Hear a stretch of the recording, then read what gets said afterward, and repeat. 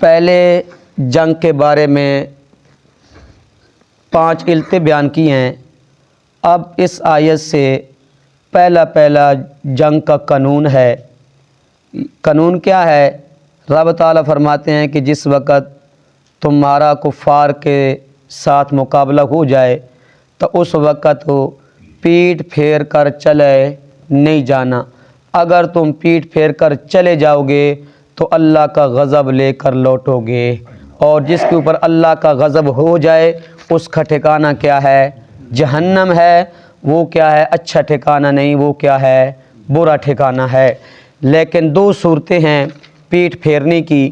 ایک تو الا متحرفا لقتال، مقابلہ ہو رہا تھا، اس نے دیکھا کہ پیچھے کی طرف سے کیا اگر میں دشمن کے اوپر حملہ کروں تو ہماری جماعت کیا آ جائے گی؟ غالب آ جائے گی، اور کفار کیا ہو جائیں گے؟ مغلوب ہو جائیں گے۔ تو وہ آگے سے چل کر پیچھے سے آ کے حملہ کر سکتا ہے۔ او متحیزا الی فیت، نمبر 2 یہ صورت جائز ہے پیٹھ پھیرنے کی کہ کیا کرے؟ آگے سے دشمن کے آگے سے ہٹ جائے اور پیچھے سے کسی دوسری جماعت کے ساتھ مل جائے اور ہلہ گلہ کیا کر دے؟ شروع کر دے، تاکہ کفار کے پاؤں اکھڑ جائیں۔ کفار کے پاؤں اکھڑ جائیں۔ جس وقت کفار کے پاؤں اکھڑ جائیں گے تو جو آگے لڑائی کر رہے ہیں وہ آسانی سے کیا کر سکتے ہیں؟ ان کے اوپر حملہ کر سکتے ہیں۔ ان 2 صورتوں کے علاوہ اگر کوئی کیا پھیرے گا جہاد سے اور جنگ سے منہ پھیرے گا، پیٹھ پھیرے گا، تو وہ اللہ کا غضب لے کر واپس لوٹے گا، اور جو اللہ کا غضب لے کر لوٹتا ہے اس کے لیے کیا ہے؟ جہنم ہے، اور وہ برا ٹھکانہ ہے۔ پھر رب تعالیٰ فرماتے ہیں فَلَمْ تَقْتُلُوهُمْ وَلَٰكِنَّ اللَّهَ قَتَلَهُمْ۔ بندے کے ذہن میں خیال آتا ہے کہ ہماری تعداد بھی کیا تھی؟ کم تھی۔ ہمارے پاس کیا تھا؟ ساز و سامان بھی کیا تھا؟ کم تھا۔ ان کی تعداد بھی زیادہ تھی اور ان کی ساز و سامان بھی عظیم لشکر، کیا مزید کیا تھے؟ ساز و سامان کے ساتھ کیا تھے؟ لیس تھے۔ ہم نے کیا دی؟ ان کو شکست دی۔ کیا دی؟ ہم نے شکست دی۔ حضرت مجاہد فرماتے ہیں کہ بعض صحابہ نے یہ کہا بھی تھا کہ میں نے فلاں کافر کو کیا کیا؟ قتل کیا، فلاں کافر کو میں نے قتل کیا، فلاں کافر کو میں نے قتل کیا۔ تو رب تعالیٰ فرماتے ہیں فَلَمْ تَقْتُلُوهُمْ وَلَٰكِنَّ اللَّهَ قَتَلَهُمْ۔ تم نے ان کو قتل نہیں کیا، ان کو قتل کس نے کیا؟ رب نے کیا۔ بظاہراً تو ہاتھ تمہارے تھے، لیکن اسباب کس نے مہیا فرمائے تھے؟ رب نے فرمائے تھے۔ کس نے فرمائے تھے؟ رب نے فرمائے تھے۔ تو رب تعالیٰ فرماتے ہیں کثرت کو میں نہیں دیکھتا، قلت کو میں نہیں دیکھتا۔ ان کو یہ کہ تمہارا مت ذہن میں سوچیں کہ یہ ہمارا کمال ہے، یہ آپ کا کمال نہیں ہے، یہ رب العالمین کا کمال ہے۔ نمبر 2 وَمَا رَمَيْتَ إِذْ رَمَيْتَ وَلَٰكِنَّ اللَّهَ رَمَىٰ وَلِيُبْلِيَ الْمُؤْمِنِينَ مِنْهُ بَلَاءً حَسَنًا۔ اللہ رب العزت نے امام الانبیاء صلی اللہ علیہ وسلم کو حکم دیا کہ میرے پاک پیغمبر مٹھی بھرے مٹی کی اور کفار کی طرف پھینکیں، کفار کی طرف پھینکیں۔ دیکھیں 313 ہیں، ادھر کتنی تعداد ہے؟ 1000 کی تعداد ہے۔ ایک مٹھی کتنے آدمیوں میں جائے گی؟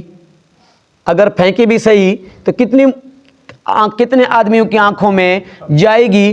تو چند لوگوں کی آنکھوں میں جائے گی جو کیا ہوں گے؟ قریب ہوں گے۔ لیکن رب نے کیا کیا؟ پیغمبر نے مٹھی بھری، پھینکی، اللہ رب العزت نے تمام کفار کی آنکھوں میں کیا کر دی؟ وہ مٹی پہنچا دی۔ ایک کھمکلی مچ گئی، وہ اندھے ہو گئے۔ کیا ہو گئے؟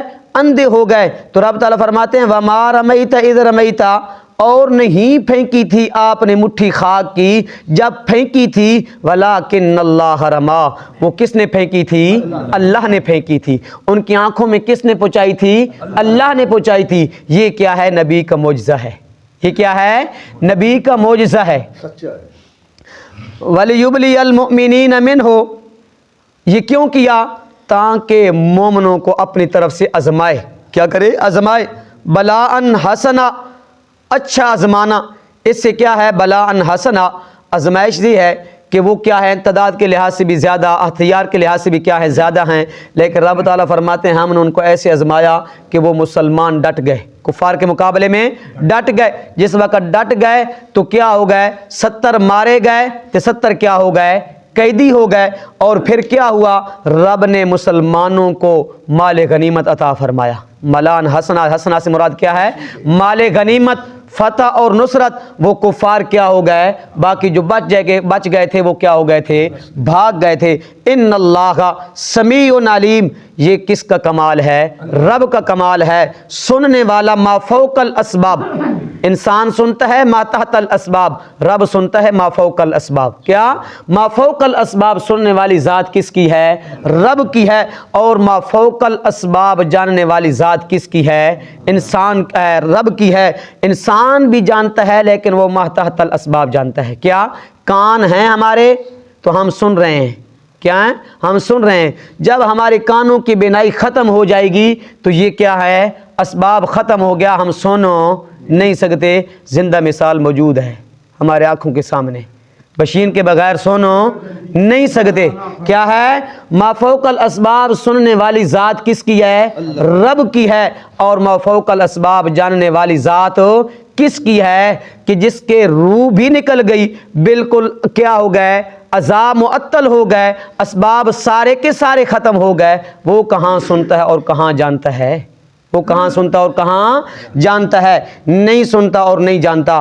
ذالکم وان اللہ موہن کید الکافرین، یہ رب تعالیٰ فرماتے ہیں ذالکم، یہ تھا مدعا ہمارا، یہ تھا ہمارا مقصد کہ کافروں کو کیا، کافروں کی تمام تدبیروں کو ہم کیا کر دیں گے؟ ناکام کر دیں گے، اور کیا کر دیں گے؟ بیکار کر دیں گے۔ ان تستفتئوا فقد جاءکم الفتح، مشرکین آ جاتے تھے، مشرکین مکہ ہجرت سے پہلے امام الانبیاء صلی اللہ علیہ وسلم سے کہتے تھے وَيَقُولُونَ مَتَى هَذَا الْفَتْحُ إِن كُنتُمْ صَادِقِينَ، ہمارے درمیان اور تمہارے درمیان جو فیصلے کا دن ہے وہ کب آئے گا؟ تو ہمیں ڈراتا ہے ایمان لے آؤ، توحید کو مان لو، ایمان لے آؤ، توحید کو مان لو، میری اطاعت کرو، ورنہ تمہارے اوپر کیا آ جائے گا؟ عذاب آ جائے گا۔ ایک دن فتح کا آنے والا ہے، ایک فیصلے کا دن آنے والا ہے۔ وَيَقُولُونَ مَتَى هَذَا الْفَتْحُ إِن كُنتُمْ صَادِقِينَ، وہ دن کب آئے گا؟ وہ دن کب آئے گا؟ رب تعالیٰ فرماتے ہیں ان تستفتئوا فقد جاءکم الفتح، اگر تم چاہتے ہو فیصلے کا دن کہ وہ فیصلہ کب آئے گا، قد جاءکم الفتح، تو وہ تو تمہارے پاس آ چکا ہے، وہ تمہارے پاس فیصلہ آ چکا ہے۔ کیسے فیصلہ آیا؟ وہ فیصلہ ایسے آیا نا کہ مسلمان کیا تھے؟ تعداد بھی کم تھے، ہتھیار بھی کیا تھے؟ کم تھے، مشرکین کی تعداد بھی زیادہ تھی، اور کیا تھی؟ ساز و سامان بھی کیا تھا؟ زیادہ تھا۔ رب تعالیٰ فرماتے ہیں ہم فیصلہ بدر کے مقام میں کر چکے ہیں، ہم بدر کے مقام میں فیصلہ کر چکے ہیں۔ اے مشرکین مکہ، اس سے عبرت حاصل کرو۔ اگر تم نے اس سے عبرت حاصل نہ کی، جو بدر کے مقام میں مشرکین کا ہم نے حال کیا، جو حشر کیا، ہم تمہارا بھی وہی حشر کریں گے، ہم تمہارا بھی وہی حشر کریں گے۔ پھر کیا ہوا؟ وَإِن تَنْتَهُوا وَهُوَ خَيْرٌ لَكُمْ، ہاں پیغمبر کی مخالفت سے بعد آ جاؤ، کفر و شرک سے باز آ جاؤ تو یہ تمہارے لیے کیا ہے؟ بہتر ہے۔ وَإِن تَعُودُوا نَعُدْ وَإِن تعودوا نعود، اگر تم اس سے بعد نہیں آؤ گے تو تمہارا حشر بھی ہم کیا کریں گے؟ وہی کریں گے۔ وَلَن تُغْنِيَ عَنْكُمْ فِئَتُكُمْ شَيْئًا، تو پھر یہ جو ہماری جو کثرت ہے نا، تمہاری کیا ہے؟ یہ جو جمعیت ہے، یہ جو تمہارا کیا ہے؟ جتھا، خاندان، کنبہ، قبیلہ ہے، تمہیں ناز ہے کہ ہم کیا ہیں؟ تعداد میں بھی کیا ہیں؟ زیادہ ہیں، ہمارے پاس مال و دولت بھی کیا ہے؟ زیادہ ہے۔ یہ تمہارے کچھ بھی کام نہیں آئے گا، یہ تمہارے کچھ بھی کام نہیں آئے گا۔ وَلَوْ کثرت، یہ کثرت تمہاری، یہ جمعیت تمہاری، یہ تمہارے خاندان کچھ بھی کام نہیں آئیں گے۔ وَأَنَّ اللَّهَ مَعَ الْمُؤْمِنِينَ، بظاہر مسلمان تھوڑی بھی ہوں لیکن ان کا ساتھ دینے والا کون ہے؟ رب تعالیٰ ہے۔ رب تعالیٰ فرماتے ہیں یا ایھا الذین آمنوا استعینوا بالصبر والصلاۃ ان اللہ مع الصابرین، اے ایمان والو، یا ایھا الذین آمنوا استعینوا، مدد مانگو کس سے؟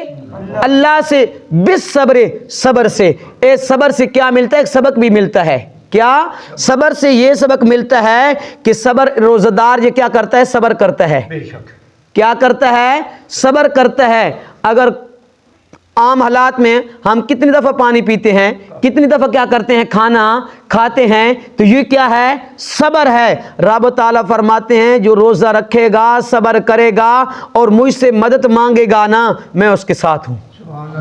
کیا ہوں میں اس کے ساتھ ہوں. اس نے کھانا چھوڑا, پانی چھوڑا, جتنی بھی چیزیں تھی کیا کر دیں, چھوڑ دیں. تو بے صبر کیا کی, صبر کیا, اور مجھے اللہ سے کیا مانگی, مدد مانگی کہ اللہ مجھے مزید صبر عطا کر. کیا کر, مجھے مزید صبر عطا کر. تو رب تعالیٰ فرماتے ہیں ان اللہ مع الصابرین, صبر کرنے والوں کو کیا ہوں, میں ساتھ ہوں.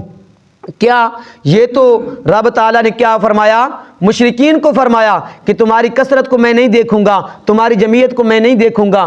غزوہ حنین کے اندر وَلَقَدْ نَصَرَكُمُ اللَّهُ فِي مَوَاطِنَ كَثِيرَةٍ وَيَوْمَ حُنَيْنٍ إِذْ أَعْجَبَتْكُمْ كَثْرَتُكُمْ فَلَمْ تُغْنِ عَنْكُمْ شَيْئًا وَلَوْ ضَاقَتْ عَلَيْكُمُ الْأَرْضُ.